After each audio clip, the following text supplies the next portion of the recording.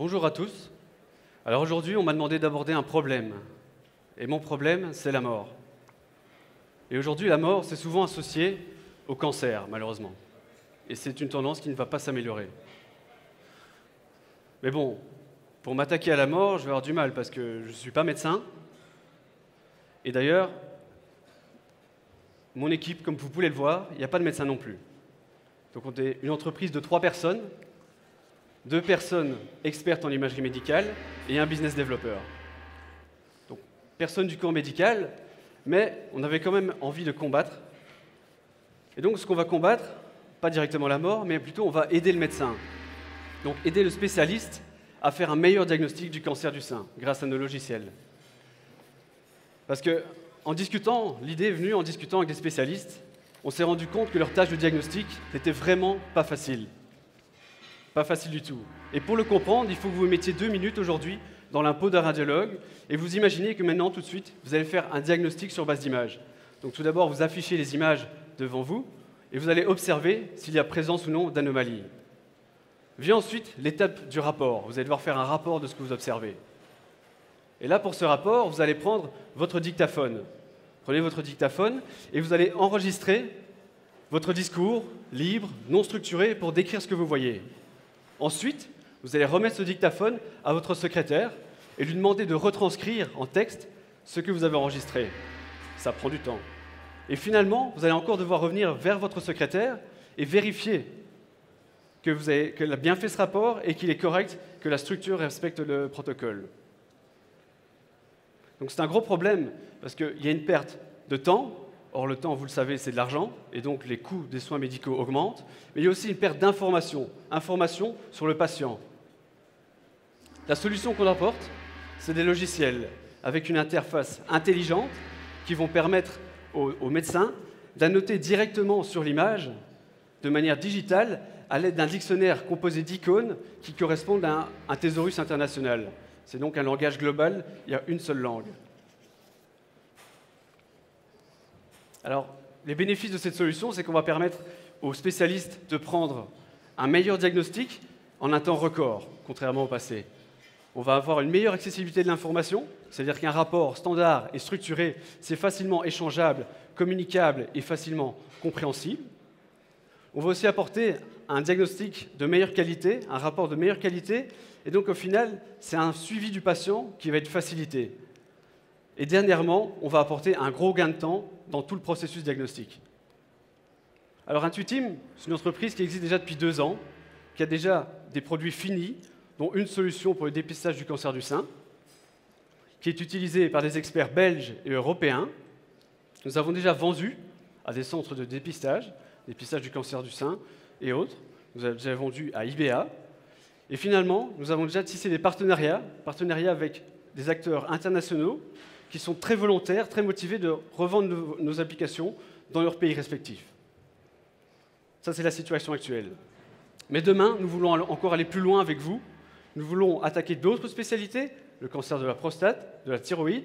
Nous voulons attaquer aussi l'international plus rapidement. Et au final, avec votre aide, lever 500 000 € pour devenir leader du marché du reporting d'ici 2018. Merci à vous.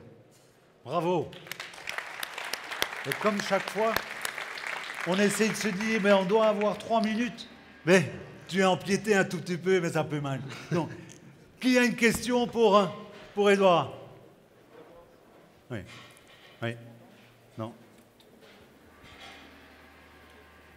Je ne suis pas très doué avec la technologie. D'abord, je voulais vous citer parce que c'est un secteur, les soins de santé, où il y a un complet décalage entre la manière dont on opère aujourd'hui et les innovations technologiques qui sont là à notre porte. Donc bravo, c'est un secteur pour des investisseurs, des entrepreneurs très très excitant. Ma première question, finalement, c'est la même que José tout à l'heure. Quel est le business model de votre société? Et je vais directement poser la seconde, comme ça c'est fait.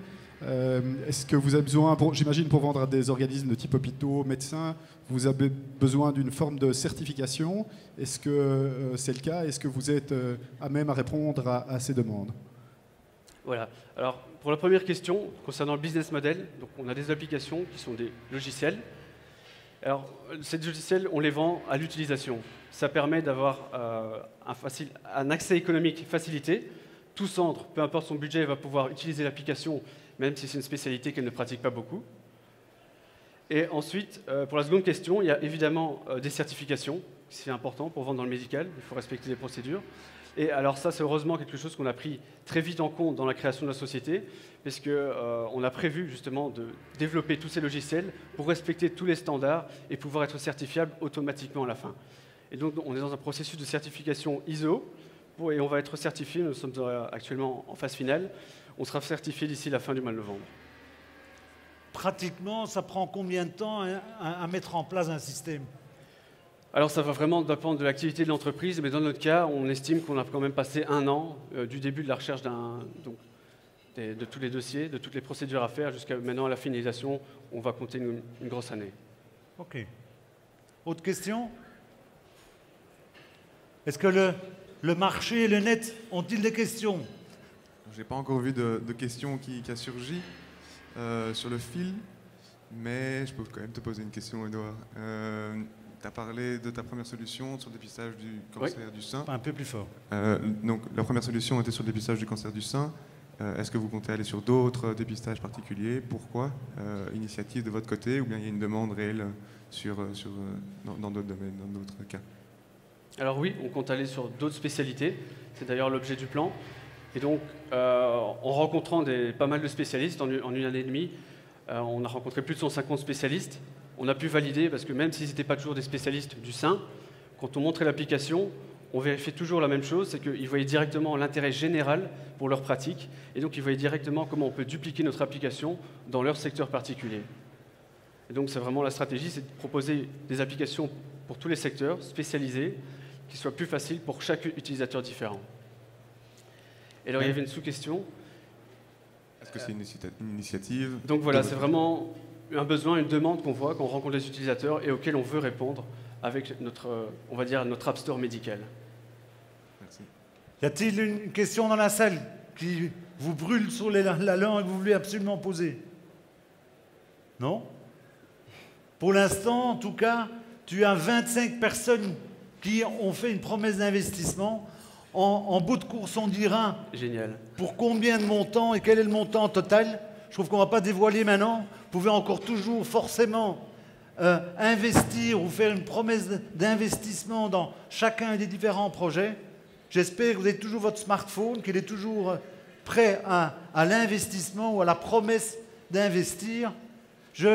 Dernier élément, on va faire comme la fois précédente. Et donc, à la limite, toi, tu peux être le témoin que je compte bien. Okay.